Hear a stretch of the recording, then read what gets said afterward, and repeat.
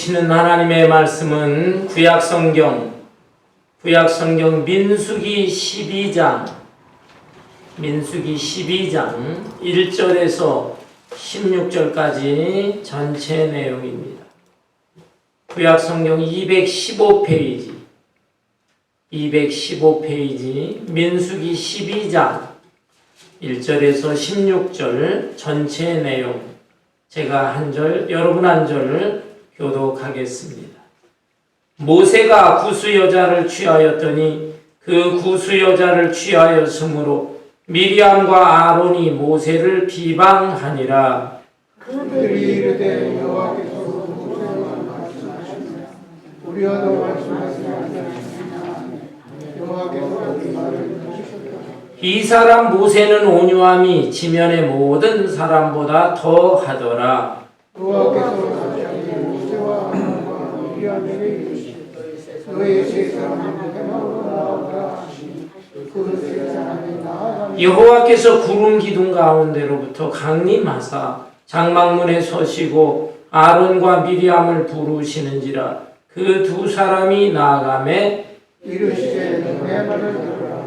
너희 중에 선지자가 있으면 나 여호와가 백성을 그에게 알리기도 하고 그러므로 그의 말하기도 하거니와 내 종 모세와는 그렇지 아니하니 그는 내 온 집에 충성함이라.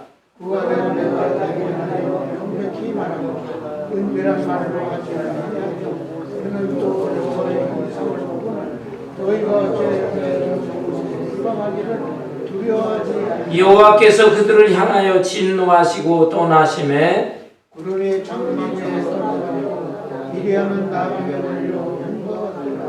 아론이 미리암을 걸은 나병에 걸려 아론이 이에 모세에게 이르되 슬프도다 내 주여, 우리가 어리석은 일을 하여 죄를 지었으나 청하건대 그 벌을 우리에게 돌리지 마소서.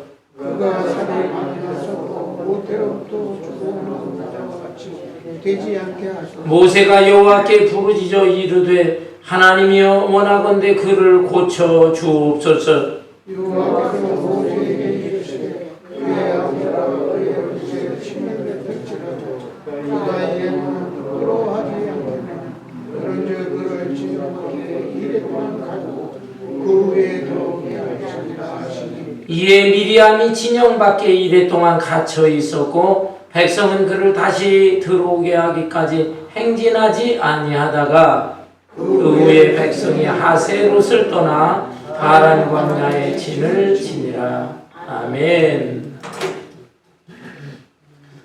옛날 중국의 철학자 가운데 노자라는 사람이 있었습니다.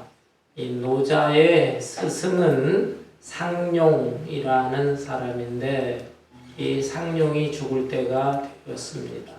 임종 직전에 이 상룡은 제자인 노자를 불렀습니다. 노자는 이 스승의 마지막 가르침을 듣기를 원했습니다.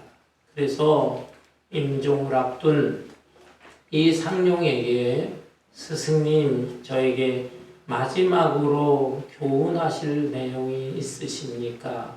있다면 그것을 가르쳐 주십시오. 부탁했습니다. 그러자 상룡은 입을 딱 벌리면서 내 입속을 보아라. 무엇이 보이느냐? 이 노자가 들여다보니까 이빨이 다 빠지고 저 썩어가는 이빨 2-3개 정도만 남았습니다. 그래서 스승님의 치아 썩어가는 이빨 몇 개가 보입니다. 대답했어요. 그러자 이 상룡은 다시 너는 또 무엇을 보느냐? 라고 했더니 물렁물렁하지만은 부드럽게 보이는 혀가 보입니다. 대답했어요. 그러자 상룡은 다시 그렇다면 이 이빨과 혀는 무슨 관계가 있느냐? 이 노자가 잠시 생각하다가 이빨은 단단하고 강한 것 같지만 결국 오래 가지 못하고 다 썩어서 없어지지만 그러나 혀는 물렁물렁하고 부드럽고 약한 것 같지만 오래 가는 것 같습니다. 그래서 부드러운 혀가 딱딱한 이빨보다 더 강하다고 생각합니다. 그러자 이 스승인 상령은 고개를 끄덕이면서 내가 너에게 마지막으로 가르쳐주는 교훈이다. 이 말을 하고 숨을 거두었다고 합니다. 여러분, 때때로 부드러움이 강한 것보다 더 강할 수 있는 것입니다. 오늘 본문 말씀에 보면 온유함이라고 하는 단어가 언급되어 있습니다. 본문 3절에 보면 이 사람 모세는 온유함이 지면의 모든 사람보다 더하더라. 모세의 온유함이라고 하는 단어가 나타나 있습니다. 온유함이 무슨 뜻일까요? 한자로 본다면 따뜻한 온자에 부드러울 유자, 따뜻하고 부드럽다라는 뜻입니다. 혀와 이빨의 관계에 있어서는 혀와 같은 것. 그리고 바람의 비유를 한다면 바람에는 거센 바람, 폭풍 같은 바람도 있지만 그에 비해서 따뜻한 기운을 담고 오는 산들바람, 미풍과 같은 바람, 이런 바람을 의미한다라고 볼 수가 있습니다. 그러나 여러분, 온유함은 따뜻하고 부드럽지만은 유약한 것 아닙니다. 연약한 것 아닙니다. 모세의 온유함이 이 온 세상에 있는 사람보다 더 크더라 라고 말씀하신 것을 볼 때 여러분, 모세를 연상해 보세요. 모세가 온유하다고 했는데 모세가 연약한 사람입니까? 아니죠. 이스라엘 백성들, 남자 어른 장정만 60만, 여자와 아이들까지 한 200만 명 정도 되는데 200만 명을 출애굽시킨 사람이에요. 애굽에서 430년 종살이를 하던 이스라엘 백성들을 이끌고 출애굽을 해서 광야 40년을 인도한 민족의 지도자입니다. 그런데 모세가 연약할 리가 없는 것이죠. 그렇다면 이 온유함은 또 무슨 뜻이 있는 것인가? 이 온유함의 원어를 보면 길들여진 말이다 라는 뜻이 있어요. 길들여진 말. 여러분, 야생말을 보세요. 아주 이리 뛰고 저리 뛰고 그냥 기질이 포악한 기질을 가지고 있어요. 그렇지만 이 조련사가 이 말을 가지고 잘 훈련을 시키면 아주 순한 양처럼 되어지는 것입니다. 그러니까 기질은 아주 강하고 거칠 수 있지만 그것을 잘 통제해서 잘 조절을 해서 따뜻하고 부드러움을 유지하는 것, 그것이 온유함이다 라고 볼 수가 있습니다. 여러분, 개도 생각해 보세요. 진돗개를 비롯해서 굉장히 싸나고 무서운 개들이 있습니다. 그 개들은 그냥 기질 자체가 굉장히 거칠고 강해요. 그런데 이 조련사가 잘 훈련을 시키면 주인의 말에는 무조건 순종하고 복종하는 개가 되는 것입니다. 이러한 상태, 이것을 온유함이다 라고 볼 수가 있습니다. 그렇다면 본문에서 왜 모세의 온유함이라고 하는 말씀이 언급이 되었을까요? 그것은 바로 모세가 결혼을 하는데 이 결혼하는 문제를 가지고 모세의 누나 미리암과 모세의 형 아론이 모세를 비방하게 된 것입니다. 본문 말씀 12장 1절을 보세요.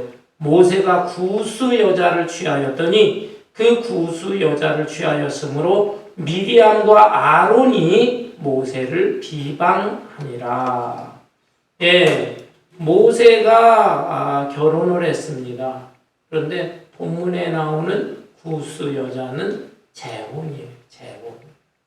모세는 본래 나이 40세 되었을 때 애굽에서 사람을 죽이고, 그러니까 자기 동족하고 애굽의 관리자하고 싸웠거든요. 당시에 이 이스라엘 백성들이 애굽의 노예 생활을 하는데 애굽의 관리자가 이 이스라엘 민족을 노예로 부리는 과정에서 말을 듣지 않는다고 자꾸 야단을 치고 벌을 주고 하니까 아마 대들었던 것 같아요. 그 모습을 보고 모세는 애굽의 왕자처럼 그렇게 성장했지만 피는 불보다 더 진하잖아요. 그래서 그 광경을 보는 순간 자기 이스라엘 히브리 민족 편을 들면서 애굽의 관리자를 죽였습니다. 그러나 살인자가 됐으니까 더 이상 거기서 살 수가 없어서 도망을 쳤어요. 도망치고 미디안이라고 하는 곳에 오게 되었는데 그곳에서 40여 년 목자 생활합니다. 목자 생활하면서 미디안의 제사장이었던 이드로라고 하는 제사장의 딸 십보라라는 여자와 결혼을 했어요. 이 여자와 결혼해서 아들도 둘을 낳았는데 그러나 또 세월이 흘렀습니다. 세월이 흘러서 이제 모세는 하나님의 부르심을 받고 80세가 되었어요.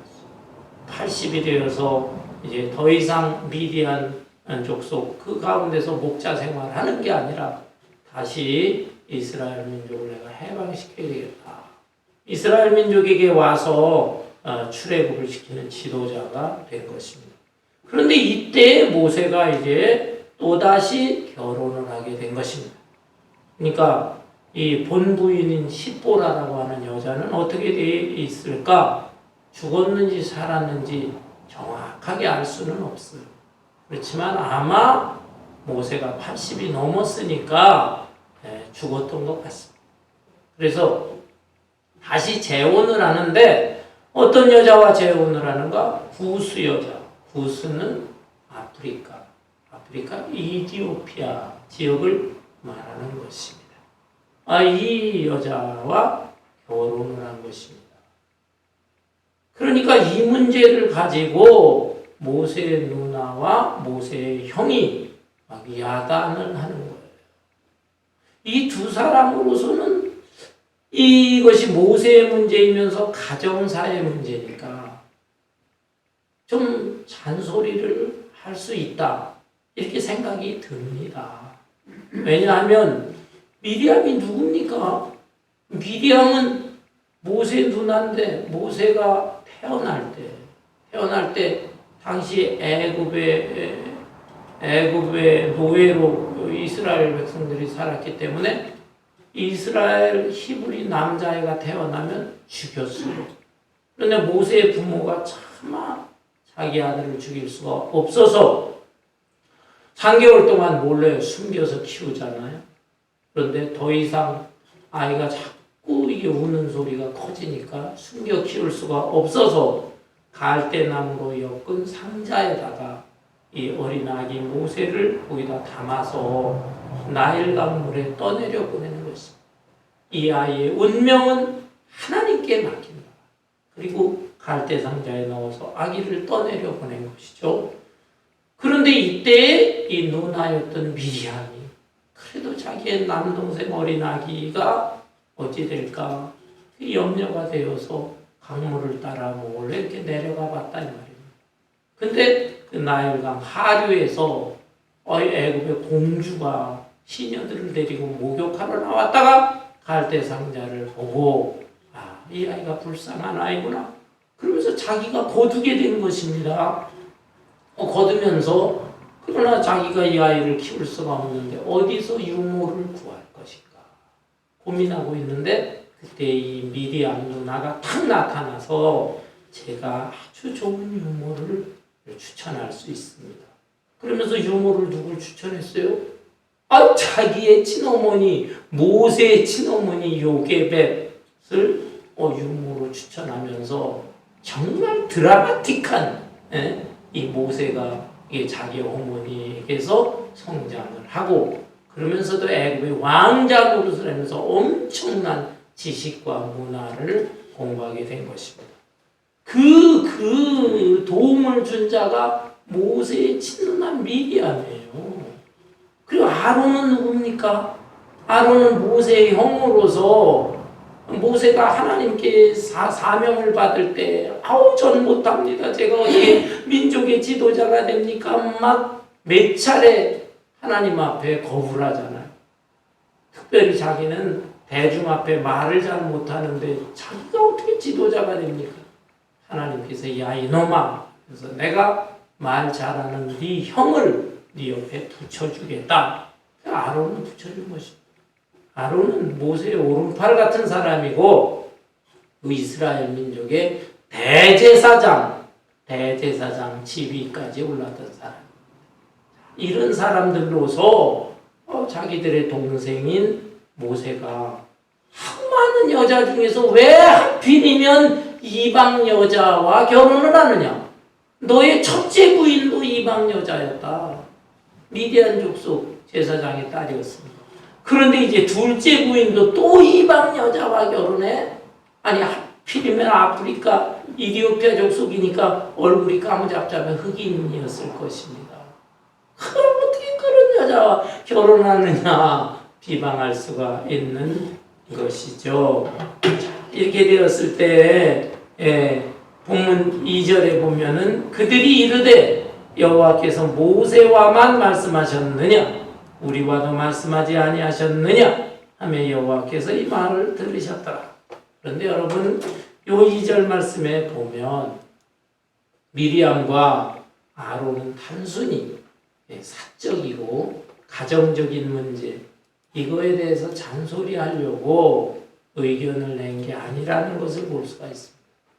겉으로는 그것을 비방한 것이지만 이 말씀에 볼 때는 이 두 사람의 마음속에는 교만함이 있었던 것입니다. 도대체 모세가 누구냐? 자기들이 볼 때는 자기들보다 어린 동생에 불과한 것이죠. 그런데 왜 하나님께서 모세를 이스라엘의 최고 지도자로 삼으셨느냐? 그리고 자기들도 하나님의 종이고 하나님의 계시도 받고 그러거든요. 미리암 선지자예요. 아론은 대제사장이에요. 이런 사람들로서 왜 도대체 모세한테 최고 권위를 빼앗기고 자기들은 모세를 돕는 위치에만 있느냐? 여기에 불만이 있었던 것입니다. 어쩌면요, 이것을 상상할 수 있는데 모세가 본부인이 있을 때 십보라가 그저 부인이지만 가정에서 아내 역할만 하는 것이 아니라 최고 지도자의 부인이니까 좀 영향력이 있었을 겁니다. 그 영향력에 대해서도 자기들이 왠지 밀리는 것 같아요. 이 누나와 이 형으로서.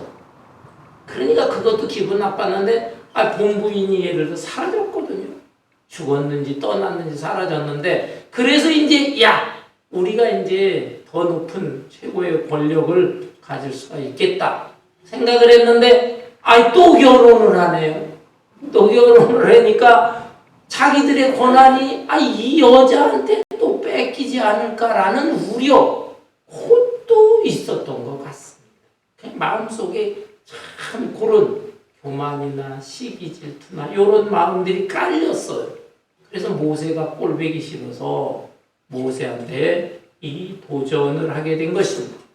그런데 이 말을 듣고 모세가 어떠했습니까? 3절 이 사람 모세는 온유함이 지면의 모든 사람보다 더 모세가 참았다 이 말입니다. 모세도 화내는 거 화 못 내서가 아닙니다. 모세도 기질이 대단한 사람입니다.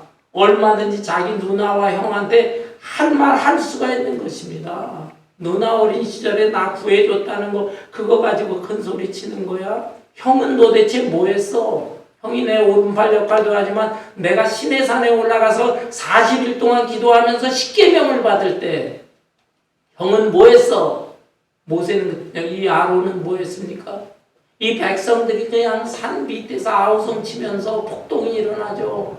우리가 왜 모세를 따라서 이 광야에서 고생하느냐? 차라리 애국으로 돌아가자. 금송아지 만들어 놓고 애국으로 돌아가자 그랬어요.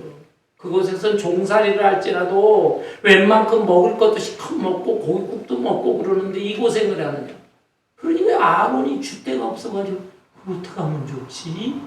이러면서 이 군중들 이 이스라엘 백성들과 같이 동조를 해서 같이 춤추고 날뛰었다. 모세가 얼마든지 자기 형한테 야단칠 수가 있었지만 모세는 참았어. 참고 또 참았다. 온유했다. 이게 보통 어려운 게 아니에요. 하나님께서 이 온유함을 기억하셨던 것입니다. 그러면서 반면에 이제 이 두 사람에 대해서 하나님은 책망하십니다. 본문 4절을 볼까요? 여호와께서 갑자기 모세와 아론과 미리암에게 이르시되 너희 세 사람은 회막으로 나오라 하시니 그 세 사람이 나아가매 여호와께서 구름 기둥 가운데로부터 강림하사 장막문에 서시고 아론과 미리암을 부르시는지라. 그 두 사람이 나아가매 이르시되 내 말을 들으라. 너희 중에 선지자가 있으면 나 여호와가 환상으로 나를 그에게 알리기도 하고 꿈으로 그와 말하기도 하거니와 내 종 모세와는 그렇지 아니하니 그는 내 온 집에 충성함이라. 하나님께서 보실 때 이들 세 사람이 최고 이스라엘의 최고 지도자들인데 자기들끼리 갈등을 빚으니까 이거 안 되겠구나. 그래서 하나님께서 교통정리를 하시고자 하신 것입니다. 너희들은 회막문 앞으로 오라. 회막이라고 하는 것은 이스라엘 백성들이 하나님 앞에 예배드릴 때 모이기도 하고 아주 중요한 회의를 할 때 모이기도 하는 그런 장소다 이 말이에요. 이 회막 안쪽에 성막, 성전이 있었던 것이 이동식 성전이지만 그 회막, 그 문 앞에 세 사람을 하나님 부르셨어요. 그래서 모세와 미리암과 아론이 나아갔습니다. 하나님께서 구름 기둥 가운데서 임재하셨어요. 그리고 하나님께서 세 사람에 대해서 교통정리를 하면서 말씀하십니다. 너희들 중에 선지자가 있다. 미리암이 선지자들. 선지자는 하나님 계시를 받는, 하나님의 계시를 받는데 때로는 꿈을 통해서 하나님의 뜻을 보기도 하고 때로는 비전, 환상을 통해서 하나님 보기도 하고 하나님이 그 은혜를 이 미리암에게 준 것입니다. 아론에게도 엄청난 대제사장, 제사장이라는 것은 사람과 하나님과 연결시켜주는 역할을 하는 아주 중요한 사람이죠. 그런데 그게 대단하긴 하지만 모세는 어떠냐? 너희 두 사람보다도 더 특별하다. 너희들은 꿈이나 환상을 통해서 나와 간접적으로 소통하지만 모세는 나와 직접적으로 소통하는 자이다. 모세가 하나님의 형상을 직접 볼 수가 있게 하나님의 형상, 하나님의 얼굴을 본다는 거예요. 근데 모세가 하나님의 얼굴을 어떻게 볼까요? 하나님이 영적인 분인데 하나님의 얼굴을 보면 죽는다. 그런 말씀도 있는데 그러니까 이 표현은 하나님의 얼굴을 직접 볼 수는 없지만 아마 하나님이 찬란한 영광스러운 빛 가운데 모세한테 임하시고 모세는 그 찬란한 영광의 빛 속에서 하나님을 마주 바라보면서 하나님의 뜻을 받고 했던 것 같습니다. 그러니까 십계명을 받을 때도 시내산에 올라와서 하나님과 직접 대면하면서 십계명을 받았던 것이죠. 그러니까 이 두 사람이 대단한 하나님의 종이지만 모세는 그 차원을 넘어서는 더 특별한 나의 종이다. 하나님께서 말씀하신 것입니다. 8절에 그와는 내가 대면하여 명백히 말하고 은밀한 말로 하지 아니하며 그는 또 여호와의 형상을 보고는 너희가 어찌하여 내 종 모세 비방하기를 두려워하지 아니하느냐. 두 사람을 책망하게 된 것입니다. 여러분 여기에서 우리가 생각할 교훈이 있다. 가족으로서 모세가 재혼하는 이 문제에 대해서 얼마든지 누나나 형으로서 이러쿵저러쿵 얘기할 수가 있는 것이다. 그렇지만 가만히 너희들의 심리 상태를 살펴보니 너희들은 그 정도가 아니라 모세의 권위에 도전하고 있다. 도전하고 있다. 그러면서 모세가 이방 여인을 부인으로 삼아서 그 이방 여인이 또 권세를 휘두를 것, 나타낼 것, 영향력을 미칠 것, 그거에 대해서 지금 너희들이 신경 쓰면서 요런 얘기를 하고 있는 것이다. 하나님은 그걸 아신 거예요. 그래서 딱 교통정리를 하면서 모세의 약점도 내가 다 안다. 그러나 내가 모세를 이 약점을 다 알면서도 최고 지도자로 세웠다. 그리고 너희들은 너희들의 분량에 맞게 내가 너희를 세운 것이다. 그런데 너희들이 어찌 이 거룩한 성직을 가지고 서로 다투느냐라는 것입니다. 사랑하는 성도 여러분, 이런 면에서 여러분도 조심해야 되는 것입니다. 여러분이 가정에서 혹시나 부부간의 갈등이 있다든지 또는 다른 사람들을 만나서 다른 일반 교인들과 또 말다툼을 한다든지 또는 다른 일반 세상 사람들하고 관계를 맺든지 인간관계를 맺을 때 갈등을 빚을 수가 있어요. 서로 다툴 수도 있어요. 그렇지만 성직을 언급해서는 안 됩니다. 당신이 그러고도 장로야? 당신이 그러고도 권사야? 당신이 안수 집사야? 웃기고 있구만. 뭐 이러면서 막 싸웁니다.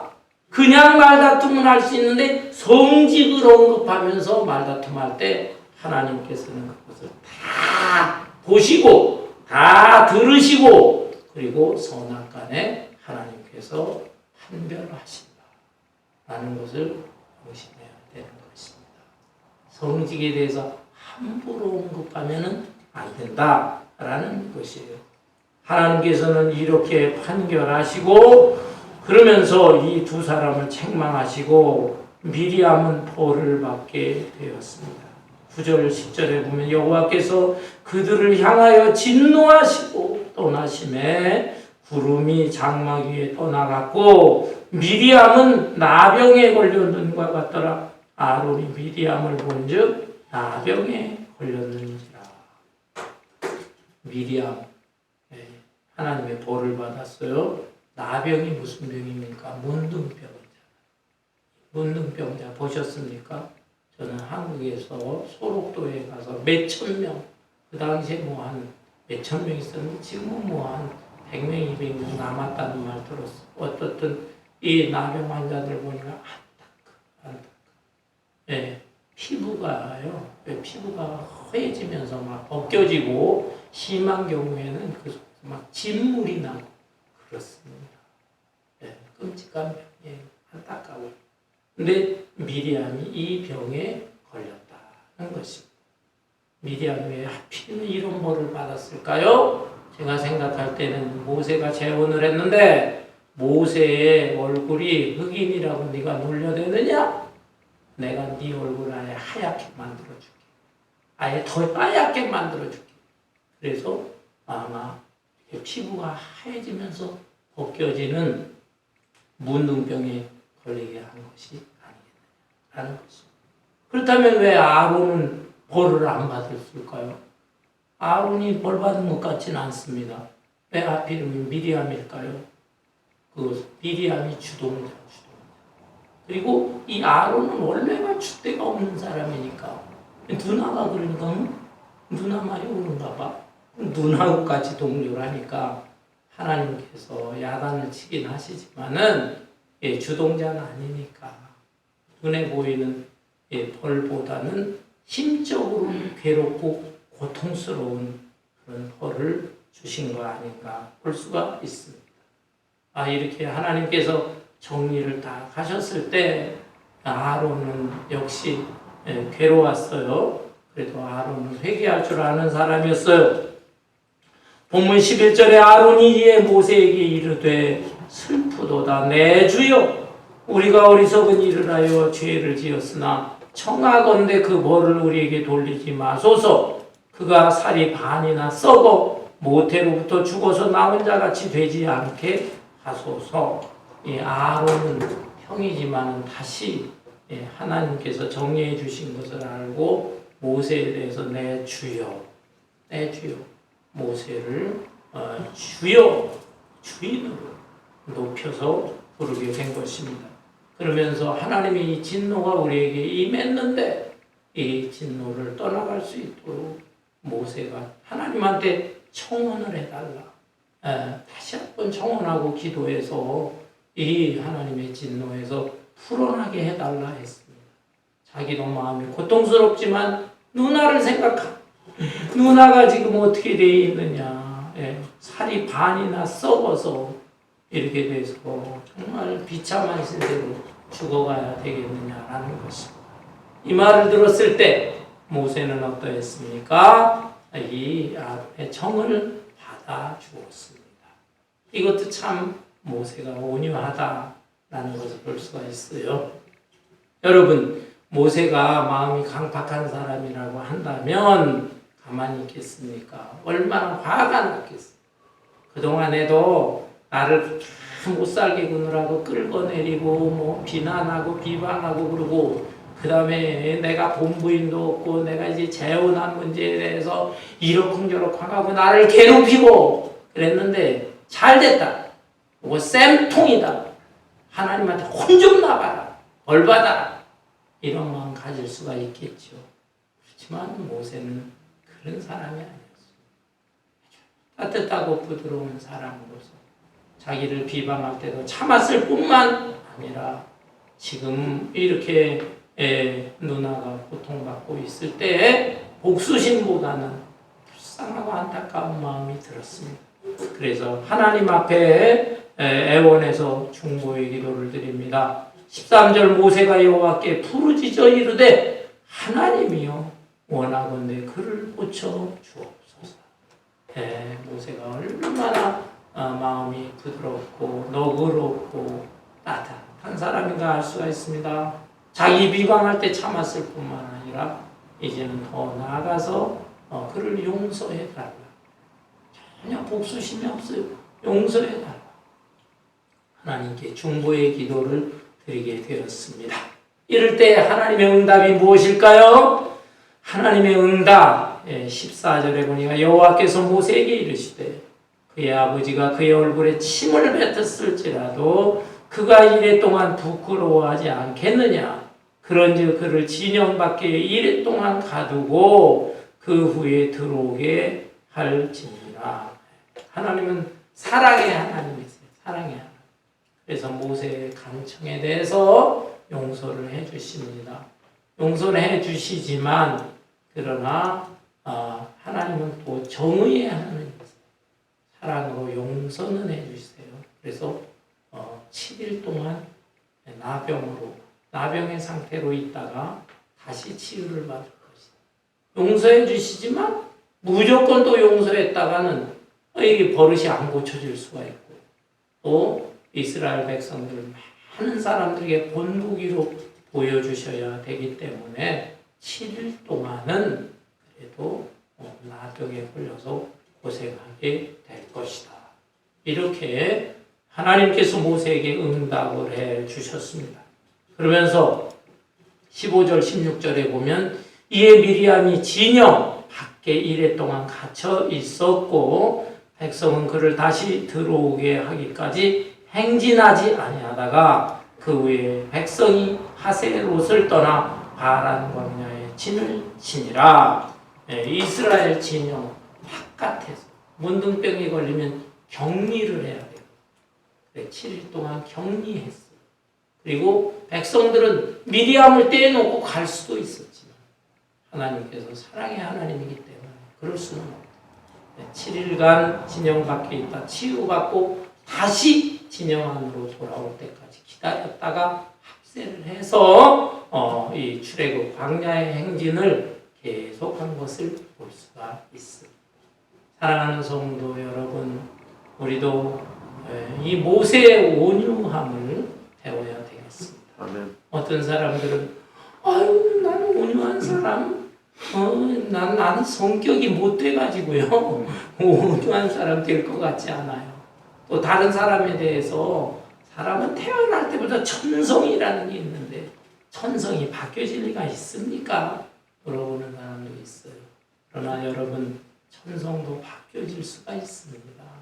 모세가 어떤 사람입니까? 기본 기질 천성이 부드러운 사람이 아니에요. 거칠고 괄괄한 세상에 사람을 죽였어. 자기 동족하고 관리하고 싸울 때 물론 동족의 편을 든다고 해도 사람을 죽이면 어떡합니까? 죽이면 일이 더 커지는 거예요. 살인자였다 이 말. 그리고 십계명을 받을 때 아니 세상에 40일 동안 시내산에 올라가서 금식을 하면서 하나님이 직접 돌판에다가 자기가 쓴 게 아니에요. 하나님이 직접 하나님의 방법으로 아마 불이 내려서 십계명이 써졌을 거예요. 그렇게 해서 주신 그 귀하고 귀한 십계명 그걸 가지고 받아 내려오는데 산 밑에서 금송아지 만들어 놓고 날뛰는 그 모습을 볼 때 정말로 못됐죠. 아론도 못되고 백성도 못됐지만 다른 방법으로 그들을 지도해야지. 화가 난다고 그 십계명을 갖다 집어 던져버렸어요. 40일 기도를 했는데도 그 기질을 못 버렸던 것입니다. 그렇지만 모세가 세월이 지나면서 많이 부대끼기도 하고 자기 반성도 했겠죠. 그러면서 온유한 사람이 되었다 이 말입니다. 그리고 이 온유함이라는 것은 자기가 노력하는 데는 한계가 있어요. 어떤 사람은 참고 참다가 그 다음에 또 폭발하고 그러거든요. 인간에게 이만큼 인간이 연약한 존재 한계가 있습니다. 수양을 하고 돌을 닦고 해도 어려운 것입니다. 이 온유함을 어떻게 그러면 간직할 수가 있을까? 이 성격을 이 기질을 바꿀 수가 있을까? 성령이 역사해야 돼요. 아멘. 갈라디아서 5장에 보면 유명한 성령의 열매 9가지 대표적인 열매가 언급되어 있어요. 성령의 열매는 이것이니 사랑과 희락과 오래 참음과 자비와 양성과 충성과 온유와 절제니라. 온유가 성령의 열매다. 성령 충만함을 받아야 돼요. 네. 그래서 성령이 충만해야 되는데 성령은 무엇인가? 제가 늘 얘기하죠. 하나님의 영이다. 하나님과 영적으로 늘 교제해야 돼요. 말씀도 상고하지만 기도하고 하나님 생각하고 하나님의 영이 충만해집니다. 성령은 예수 그리스도의 영이에요. 예수님을 마음속에 모시고 또 어떤 사건 상황 속에서 예수님이라면 어떻게 할까? 내가 말 한마디라고 할 때에도 예수님이라고 한다면 이 상황에서 어떤 말을 하고 저 사람을 어떻게 대할까? 예수님의 입장을 생각해요. 그 다음에 성령은 진리의 영이기도 해요. 진리의 말씀, 성경 말씀을 마음속에 간직하면서 내 기질로는 어렵지만 말씀이 이렇게 가르쳐 주시는 거예요. 말씀에 순종하면 그러면 그 사람이 성령 충만한 사람이 되고 온유한 사람이 되는 것입니다. 아멘. 온유한 사람은 무슨 복을 받을까? 온유한 자가 땅을 차지한다 그랬어요. 마태복음 5장에 보면 예수님께서 그 말씀은 산상수훈 중에서 아주 대표적인 말씀 8복, 8가지 복에 대한 말씀이 있어요. 그 8가지 복 중에 세 번째 복이 무엇입니까? 온유한 자가 복이 있나니 저가 땅을 차지할 것입니다. 온유한 자가 정말 땅을 차지할까요? 세상의 동물들을 보십시오. 호랑이나 사자나 이 거친 것들이 이 세상을 다 지배할 것 같지만 동물의 세계에서도 지배 못합니다. 오히려 연약한 것 같지만 토끼라든지 닭이라든지 요런 고양이라든지 요런 아주 부드러운 짐승들 요런 짐승들이 온 세상에 오히려 더 편만해요. 호랑이, 사자 이건 좀 사그러지고 있어요. 거대한 공룡 역사 속에 사라지고 맙니다. 온유한 자가 오히려 땅을 차지합니다. 사람도 마찬가지예요. 어떤 분 얘기합니다. 온유한 자가 땅을 기업으로 받는다고 했는데 목사님 그 잘못된 말씀이에요. 땅을 기업으로 받는 거 부동산 투기꾼이 땅을 차지하지 무슨 온유한 자가 땅을 차지합니까? 부동산 투기꾼이 일하더라. 글쎄요. 일시적으로는 그러기도 해요. 그리고 또 그 온유한 자가 땅을 차지한다는 그 말씀의 뜻은 거기에서 땅은 이 세상에 눈에 보이는 이 육신적인 땅을 말하는 게 아닙니다. 하나님 나라의 땅을 말합니다. 하나님 나라의 온유한 성품과 기질을 가지고 살면 그 사람이 이 세상을 하나님의 나라로 만들어가는 데 있어서 큰 몫을 차지하게 된다라는 것입니다. 사랑하는 성도 여러분, 새해를 시작하고 새해 첫 달입니다. 한 해를 어떻게 살 것인가, 또 남은 생애를 어떻게 살 것인가, 여러 가지 꿈과 계획과 목적 다 있겠지요. 그렇지만 특별히 하나님 내 성품을 변화시켜 주시옵소서. 나의 못된 기질, 거칠고 사나운 기질, 내 마음속에 다른 사람을 깔보고 싶은 기질, 좋게 얘기를 해야 되는데 좋게 얘기하기보다는 나쁘게 얘기하려고 하는 이 못된 본성, 하나님이여 이것을 고쳐주옵소서.